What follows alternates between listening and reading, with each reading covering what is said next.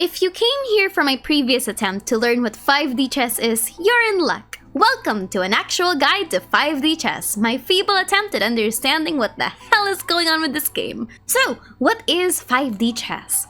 In regular chess, we have two dimensions to play with that dictate how our pieces move, the x and the y coordinates. Basically, you can move up or down or diagonally based on the xy coordinate, which is the a6, c7, etc, etc. All pieces in chess move based on this coordinate system. But what is 5D chess? Well, now you've got two more dimensions to play with, time and the multiverse. Time refers to the past and the present, where you can actually go back to your old moves. Your pieces can jump through time and return to a board and position that you previously played on. And when you do that, you create another dimension known as the multiverse. A multiverse is created when you go back to the past and change the outcome of the board. Going back to the past also doesn't replace your past self, it just puts another board's instance of that piece onto your board, like they're literally jumping through time. So for example, when I go back to a board in the past, I don't replace that knight in the past. So you have instances where there are boards with so many of one piece and none of another. To complete a turn, the present, which is this large strip in the middle, must move to your opponent. If you can't shift the moves to your opponent, or if your kings in any of the timelines are captured, you're checkmated. So how do the pieces move? Rooks don't usually go through dimensions. They just stay in the dimension that they're in, so they can move up and down like in regular chess. They can also move a certain amount of squares straight in the past dimension. Horses are pretty strange. They can move regularly in their own dimension, like the L that we're used to, or they can move in two spaces in their regular dimension and once to another dimension. It's kind of easier to think of the other boards in the multiverse as squares of a bigger chessboard, and your current board right now that you're playing with is one small square of a bigger board. So when the horse jumps to another board, it retains the same position that it would have in the original board it came from. So for example, you move two squares up in your regular board, then you jump to another board in the multiverse. Your position with the horse is going to stay the same after you jumped that first two squares in the original board. Bishops, on the other hand, can move diagonally in their regular dimension. They can also move any distances in two dimensions at once.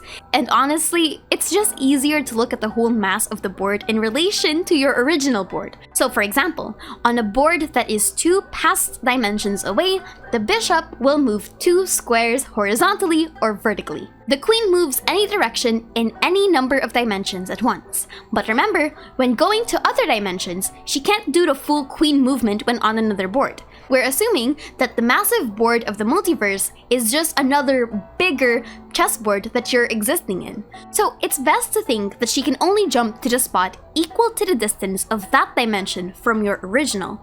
For example, if the board you want to jump to is two boxes away, the queen will travel to a new spot in that new board. That's two squares away from her original position. The king, similar to chess, can only move one square in any number of dimensions at once. If a regular king can only move in a 3x3, the same goes with dimension hopping. He can usually only move to the dimension directly before or under him. But what does the actual game look like? Well, I'm just gonna show you, because I can't really explain it either.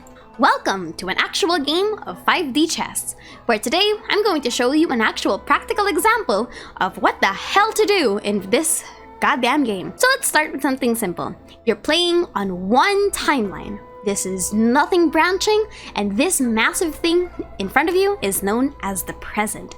This is the current timeline that you can manipulate, and this is the timeline that usually shifts to your opponent. So let's start simple. Pawn to e4. Okay? You submit your moves here, and let's begin. Something simple, nothing too crazy.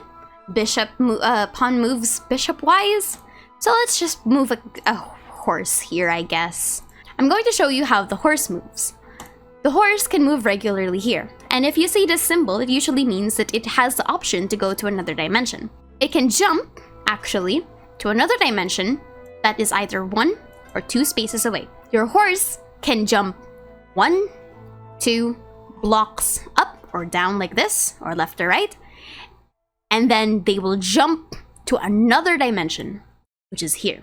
Your horsey has created whatever the hell this is. And we have created a new timeline. Okay, what just happened? Bishops can move a certain number of squares up or down or left or right of its dimension.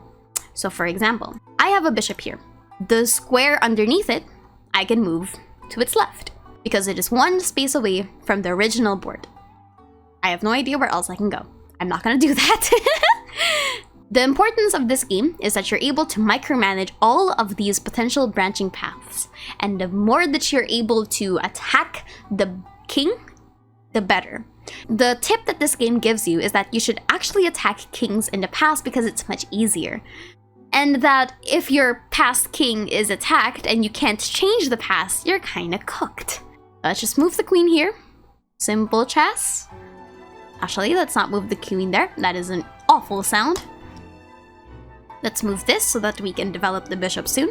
We can also move... I want a castle kingside. So short castle. When the present is moved to your opponent, that means that you can submit your moves. And if you can't find it, and just like that, you sacrifice the entire fucking queen. Okay. And as you can see, in this board, it's very obvious that the queen is attacking the king.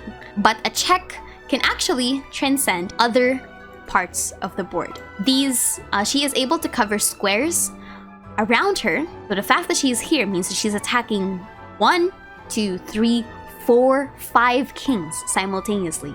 These are all of her valid moves. So, like a good king, I'm just gonna eat her. Like legit. Just don't think about it. Okay, undo move, kill. There's a free pawn here, we're just gonna take that. We are playing with the weakest variation of the CPU. And just like that, timeline is restored, game continues. We're just going to kill this thing.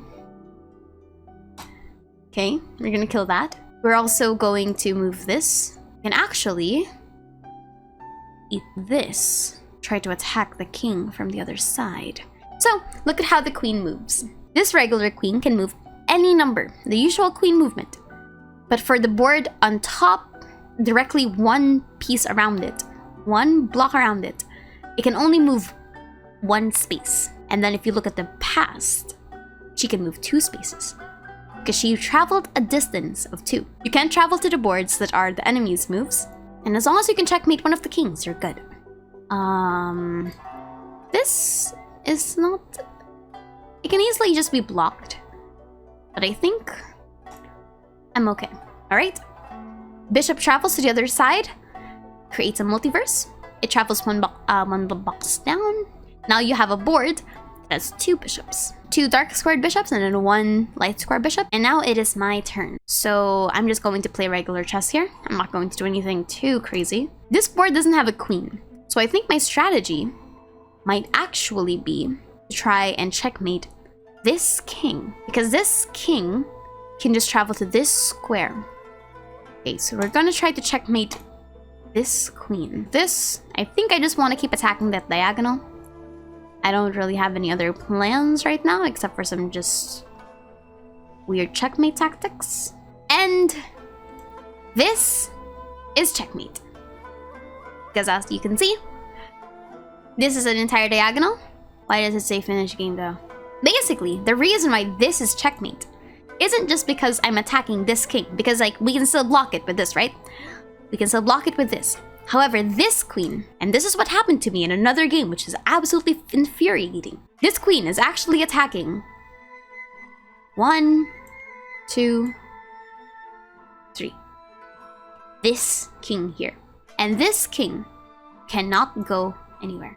But this queen is basically attacking this king really far away. This one. And with that, that's been a game of 5D chess. It's a lot of board management, honestly. Not necessarily like high hyper chess, but it does get confusing every now and then to keep track of potential times that this can happen. But nevertheless, thank you all so much for watching. My name is Aster and welcome to this strange video that I really wanted to do.